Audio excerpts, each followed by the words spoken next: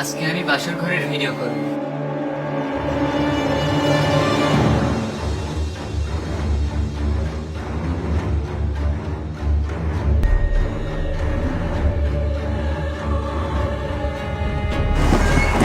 শান্তা, কেমন আছো তুমি?